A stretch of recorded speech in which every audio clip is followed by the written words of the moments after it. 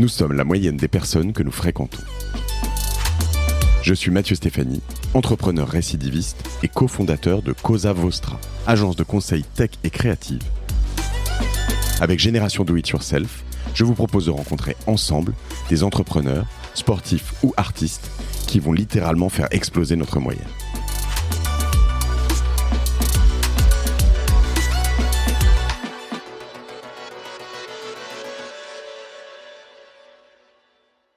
En fait,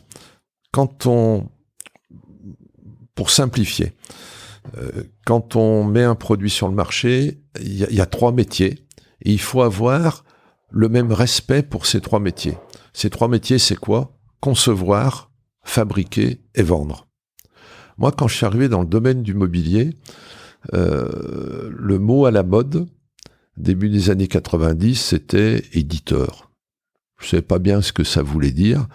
Et avec un malin plaisir, l'édition dans le meuble. Ouais, je disais, nous on n'est pas, moi, vous êtes quoi ? Moi, je suis fabricant. Mais dès le début, design au niveau stratégique, c'est comprendre la valeur ajoutée de la phase conception, celle de la fabrication, ça c'est évident pour tout le monde, et celle de la vente. Sur la phase conception, c'est encore parfois un peu négligé. Chaque métier a besoin de spécialistes. On sait que pour vendre, il faut des vendeurs, des grandes écoles de commerce et tout, pour fabriquer des ingénieurs, Vive Centrale, Arrêt Métier et tout. Et puis pour concevoir, on en revient à ce que tu disais tout à l'heure, on pensait, oui, alors comme on perçoit pas bien, c'est facile, crayonner des 3 trucs. Bon, concevoir, et là on en vient à l'essence du métier de designer, c'est un vrai métier. Avec des gens, et on a d'ailleurs en France des écoles parmi les meilleures du monde, NC, les ateliers, NSAMA, NSAD, etc., j'en passe et d'autres, École Bleue, Strat, etc. Donc des gens qui font des études supérieures, des bac plus 5, il y a aussi des très bons autodidactes, on trouve d'un peu tout, mais c'est un vrai métier, il faut reconnaître la valeur ajoutée de ce métier, qui n'est pas je dessine 2-3 croquis, et moi je pense quand j'ai dit design au niveau stratégique, 1989 et que j'ai mis ça en application, j'ai reconnu la valeur ajoutée du design et du designer. Et en fait, c'était très peu répandu. D'où le fait que des chefs d'entreprise m'appellent en disant mais tu payes à l'avance des designers, enfin à quoi ça sert, tout, c'est voilà. Et j'ai veillé à l'équilibre entre j'ai surveillé le maillon faible dans la chaîne, concevoir, fabriquer et vendre. Et donc contrairement à ce qu'on pense souvent, l'investissement de Fermob au début, alors que moi j'étais un homme de marketing de par ma formation, il n'a pas été sur les aspects vente, marketing et communication. Il a été essentiellement sur les aspects conception et fabrication. Voilà. Moi j'ai investi sur fabrication et design au départ. Ça n'est que à l'orée des années 2000 que j'ai dit je vais revenir à mes premières amours, je vais faire de Fermob une marque, et marketing, je savais un peu faire, vu mes expériences précédentes. Et donc, c'est ça, cette valeur ajoutée du design. Après, ce que je constate, c'est que, comme on était assez néophyte dans cette culture, moi, j'ai pris ça en charge. Moi, directeur général, moi, PDG, j'ai pris ça directement en charge dans l'entreprise. Et j'ai rencontré un jour, à 2 reprises, des responsables du design de très grandes entreprises, de milliers ou dizaines de milliers de personnes.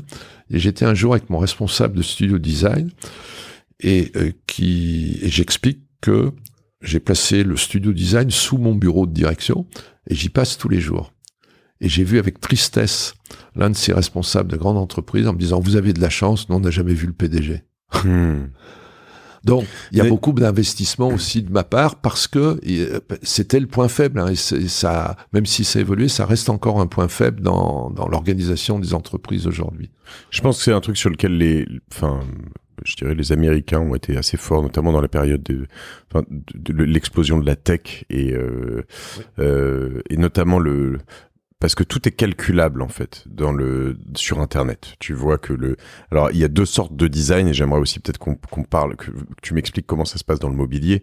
Pour moi, dans nos métiers, il y a ce qu'on appelle l'UX design et l'UI design, le design d'interface et le design d'expérience entre guillemets. Donc et paradoxalement pour ceux qui nous écoutent et qui se disent que ça les concerne pas, je vais leur répondre qu'ils ont tort. Et je pense que ça concerne tout le monde. Et quand je dis ça, récemment, je parlais avec un cousin qui est psy en Israël, qui va s'installer à son compte et qui me dit,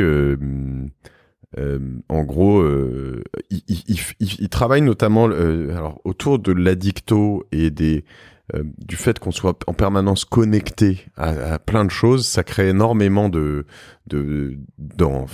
la psyché, hein, de problématiques qui font que en fait t'as du mal à te déconnecter, à passer. Et une des premières réactions que j'ai eues, j'ai senti que ça l'avait interpellé, c'est de lui dire si tu fais ça, il faut vraiment que tu fasses un bureau. Un accueil, et enfin si tu t'installes en indépendant, pour moi qui est très, tu vois, peut-être avec un peu de musique, avec une expérience, qui fait que quand tu arrives, les gens se sentent assez vite bien déconnectés. S'il y a une salle d'attente, s'ils rentrent chez toi, ils doivent être dans un univers confiné, beau, et pas tu vois, ce vieux truc souvent un peu fade que t'as dans certains univers médicaux, quoi. Que je pense d'ailleurs est très mauvais en termes de design, et voilà, tu vois, moi je me dis si demain je vais dans un EHPAD, je veux un EHPAD, mais non mais tu vois l'idée, quoi. Et c'est en train d'évoluer, hein. Je sais qu'on a pas mal de contacts avec des groupes dans ce domaine, mais je comprends tout à fait ce que tu veux dire. Tu sais, ça renvoie à quelque chose, c'est le rapport à l'art et à la beauté. Alors, je dis pas que le design n'est pas de l'art, hein. Si tu viens chez moi, dans l'entrée, l'art est une question, le design doit être une réponse, hein. On doit apporter une réponse fonctionnelle et tout, c'est l'essence même du designer, qui pour ça doit être un grand observateur des comportements. Mais, sur le plan médical, il y a à Lyon d'ailleurs une spécialiste, je crois qu'elle s'appelle Laure Mayou, qui a beaucoup écrit sur ce sujet. C'est pas exactement l'art-thérapie, hein, mais il a été prouvé que dans une chambre d'hôpital, tu as un peu de mal à respirer parce que tu as telle pathologie. En te mettant tel type de musique ou tel tableau sous les yeux, on a constaté que voilà, ça allait mieux. Alors, on sait derrière que c'est parce que ça fait sécréter de dopamine ou je ne sais quoi. Enfin, donc, je veux dire, il y a bien un lien entre l'environnement et l'harmonie d'aménagement, enfin la beauté de ce que tu as sous les yeux, ça participe à un équilibre global. Donc, ce que tu dis est tout à fait fondé. Alors, nous, en matière de design, on a des partis pris. Fermob a des partis pris, notamment celui de la simplicité. Et moi, j'adore quand on a un produit sur lequel on a mis 2 ans, on a essayé de tout faire disparaître, on me dit c'est simple, c'est facile à faire. C'est le plus beau compliment qu'on puisse nous faire. La chaise dune de Pascal Moore, qui a 25 ans, qu'on vend toujours, avec une assise en tension, elle a quelque chose de révolutionnaire. Bien, voilà, elle a tout s'efface, ça c'est fabuleux.